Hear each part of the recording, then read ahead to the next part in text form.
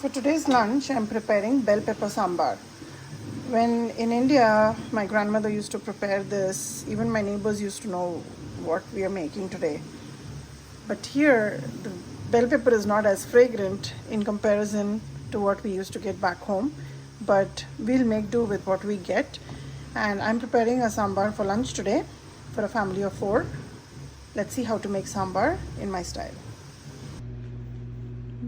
This is about 1 cup of Toor dal which I washed once, and I have put about 1.5 cups of water here. Take about 1 teaspoon of Methi seeds, put it along with that, and about 1/8 teaspoon of turmeric. I'm going to pressure cook this for about 2 whistles. For tadka, I'm using about half a teaspoon of mustard seeds, half a teaspoon of methi, and about 3 red chilies. I have chopped about 2 large bell peppers. I'm going to use peanut oil in this tadka, adding about 3 tablespoons of peanut oil. Today I'm not using coconut oil, just for a change. Once this is hot, I'm going to add the mustard seeds and methi.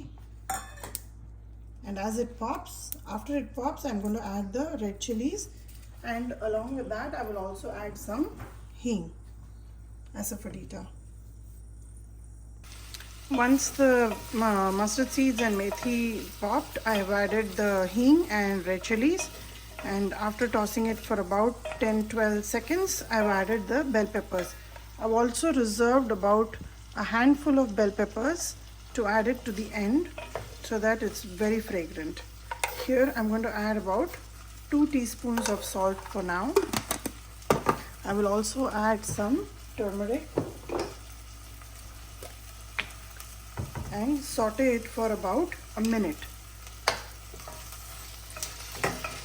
In that 1 minute, I will check on the dal and also extract some tamarind pulp. So let this cook. Dal here is well cooked and nice and mushy. I have taken out about 1/4 cup of nice concentrated tamarind juice. Here is sambar powder. The bell peppers are still toasting away. Once you see that the bell peppers are about 1/3 cooked, I am going to add 3 tablespoons of sambar powder. There you go, 1, 2 and 3. Mix well so the sambar powder is also getting toasted, and along with this I am going to add the tamarind pulp, and with this I will add about 1 cup of water and allow this to come to a rolling boil.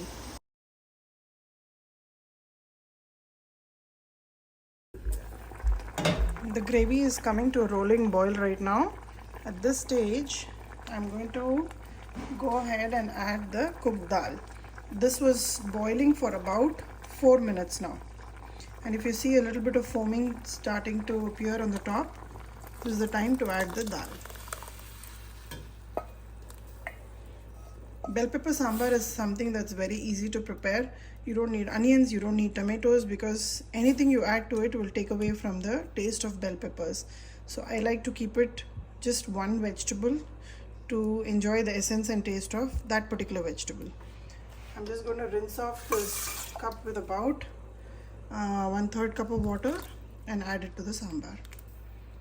Let this come to one rolling boil, and along with this I will also add the reserved bell peppers.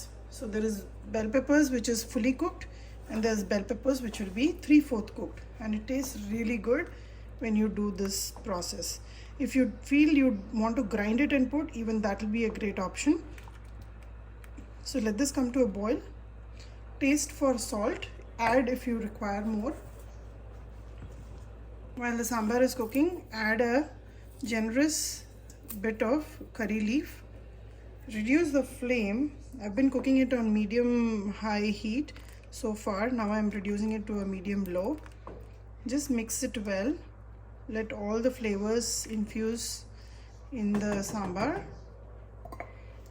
and once it comes to a rolling boil, we'll turn it off.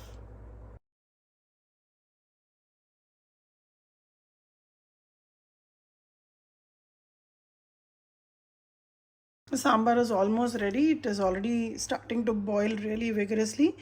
And anytime you make sambar or vetta, you can always add a tad bit of jaggery just to balance out the taste. Just in case if your tamarind was a little extra, this will balance out the taste. Now I'm just going to wait for this to foam up a little bit and turn off the gas. Our bell pepper sambar is ready.